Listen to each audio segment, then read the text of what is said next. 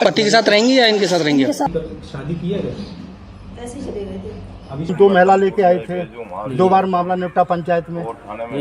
નમસ્કાર દોસ્તો, હાલમાં જ એક ઘટનાએ દેશભરમાં ચર્ચા જગાવી હતી। એક જમાઈ છે અને એક સાસુ છે, આ બંને ઘરેથી ભાગી ચૂક્યા હતા। લગ્નના 10 દિવસ પહેલા જ્યારે આ જમાઈના લગ્ન થવાના હતા એ જ છોકરીની માતા સાથે આ જમાઈ છે તે ભાગી જાય છે અને દેશભરમાં તેની ચર્ચાઓ જાગે છે। પરંતુ આ જમાઈ અને સાસુ છે તે આખરે પોલીસના હાથે લાગ્યા છે। હાથે લાગ્યા બાદ તેને પોલીસ સ્ટેશન લાવવામાં આવ્યા છે, જ્યાં તેની પૂછપરછ કરવામાં આવી છે। તો ખૂબ ચોંકાવનારા ખુલાસા થયા છે। આ સમગ્ર મામલે સાસુ અને જમાઈએ પોલીસને શું કહ્યું છે, હવે આ સાસુ છે તે ગામડે પહોંચી છે તો હવે કોની સાથે રહેશે, જમાઈ કે પોતાના ઘરે, તેના પણ તેણે ખુલાસા કર્યા છે અને શું કારણે તે ભાગી ગઈ હતી તેના પણ ખુલાસા થયા છે। તો આવો જાણીએ આ તમામ મુદ્દે કે ક્યાંથી આ સાસુ અને જમાઈને પોલીસે પકડ્યા છે, પકડીને તેની શું પૂછપરછ કરવામાં આવી છે અને પૂછપરછની અંદર તેણે શું મોટા ખુલાસા કર્યા છે અને હવે તે કોની સાથે રહેવા માગે છે, આ તમામ મુદ્દે વાત કરીએ। વિડીયોની શરૂઆત કરીએ। નમસ્કાર દોસ્તો, હું છું દિલીપ મોરી અને આપ જોઈ રહ્યા છો નમસ્તે ગીર। હાલમાં જ આપણા ઉત્તર પ્રદેશનું અલીગઢ છે। આ અલીગઢનું એક ગામ છે, આ ગામ છે મનોહરપુર કાશિયત। આ ગામની એક દીકરી છે જેનું નામ શિવાની છે। આ શિવાનીના પિતાનું નામ જીતેન્દ્ર ઉર્ફે જીતુ, જે બેંગ્લોરુની અંદર ફેરીનું કામ કરતો હોય છે ને ત્યાં રહેતો હોય છે, તે અવારનવાર ઘરે આવતો હોય છે। આ શિવાનીની એક માતા છે જેનું નામ સપના દેવી છે। શિવાનીના સગાઈ છે તે આ જ વિસ્તારનું એક ગામ છે ત્યાં થઈ હતી। નગલા મચલિયા ગામ કરીને છે, ત્યાં એક વ્યક્તિ રહે છે જેનું નામ રાહુલ છે। આ રાહુલ નામના યુવાન સાથે તેની સગાઈ થઈ હતી। તેના લગ્ન છે તે 16 એપ્રિલના રોજ થવાના હતા, પરંતુ 6 એપ્રિલના રોજ આ રાહુલ છે તે તેની સાસુ સાથે ભાગી જાય છે અને ભાગી ગયા બાદ દેશભરમાં આ ખબર છે તે ખૂબ આગની જેમ વાયરલ થાય છે। સવાલ એ હતો કે આ બંને ભાગીને ક્યાં ગયા છે। એના ઉપર આરોપ હતો 3.5 લાખ રૂપિયા રોકડા અને સોનું, 5 લાખના સોનાના ઘરેણા લઈને તે લોકો ફરાર થઈ ગયા, આવી એક પોલીસમાં ફરિયાદ થઈ હતી। પરંતુ હવે આ સાસુ અને જમાઈ છે તે લગભગ 10 દિવસ બાદ તે પોલીસના હાથે લાગ્યા છે। જાણવા મળી રહ્યું છે કે નેપાળ અને બિહારની બોર્ડર ઉપર એક ત્રિકમગઢ કરીને ગામ છે, આ ત્રિકમગઢ ગામની ત્યાંથી પોલીસે તેને દબોચ્યા છે। બીજી તરફ એ પણ વાત સામે આવી છે કે આ લોકોએ સરેન્ડર કર્યું છે, તેને પોલીસ સ્ટેશન લાવવામાં આવ્યા છે। તો તેનું કહેવું છે કે તેનો પતિ છે જીતેન્દ્ર ઉર્ફે જીતુ, આ સાસુએ સ્ટેટમેન્ટ આપ્યું છે કે જીતેન્દ્ર ઉર્ફે જીતુ છે તેની સાથે તેના 18 વર્ષ પહેલાં લગ્ન થયા હતા। તેની 16 કે 17 વર્ષની દીકરી છે, તેના લગ્ન હતા।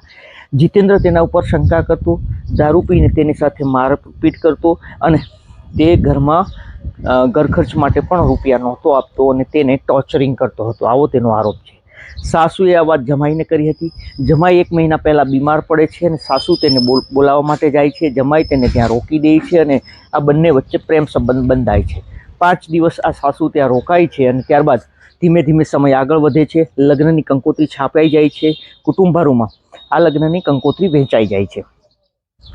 આ જે સપના છે તે તેના પતિને જીતેન્દ્રને કહે છે કે તેના બેનના ઘરે કંકોત્રી આપી આવે। કંકોત્રી આપવા માટે જાય છે, રાત્રે 8:30 કલાકે આ ભાગી જાય છે સપના ખરીદી કરવાનું કહીને અને જમાઈ સાથે તે ભાગી જાય છે।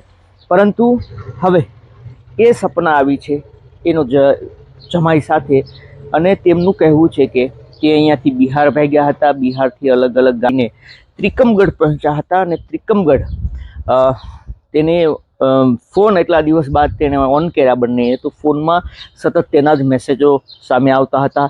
દરેક ચેનલોની અંદર આ ખબર ચાલતી હતી અને એટલું જ નહીં, યુટ્યુબ હોય કે સોશિયલ મીડિયા હોય, આગની જેમ આ ખબર ચાલતી હતી। તેમાં એક વસ્તુ તેને જાણવા મળી કે તેના ઉપર 8.5 લાખ રૂપિયા રોકડા અને સોના ચાંદીના ઘરેણાનો જે 8.5 લાખની કિંમતના છે તેનો તેના ઉપર આરોપ છે અને તેના ઉપર આ ફરિયાદ છે। આ બંનેથી એ સહન ના થયું, તેના કારણે તેણે એ નેપાળ બોર્ડરનું જે ગામ છે ત્યાંથી પરત ફરવાનું નક્કી કર્યું અને તે ત્યાંથી પરત ફરે છે અને સીધા જ પોલીસ સ્ટેશન પહોંચે છે। પોલીસ સ્ટેશન પહોંચ્યા બાદ તે ખુલાસો કરે છે કે તેણે કોઈ ચોરી નથી કરી, તે બંને પાસે પૈસા નથી। સપનાએ પણ ઘરેથી પૈસા નહોતા લીધા કે ઘરેણા નહોતા લીધા. એટલું જ નહીં, રાહુલ છે તેણે પણ ચોરી નથી કરી. આ બંનેની ગુમશુદાની ફરિયાદ નોંધાઈ હતી. પોલીસે ફરિયાદ એટલા માટે નોંધી હતી કે તેણે ઘરેથી પૈસા લીધા છે તેવો આરોપ હતો.